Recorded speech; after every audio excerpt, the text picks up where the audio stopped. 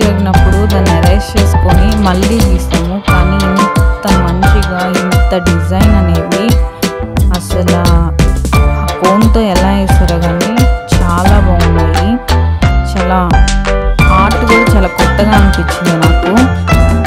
Next time henna design పెట్టించుకునేటప్పుడు ఇలా try చేయండి, చూడడానికి కూడా చాలా బాగుంది.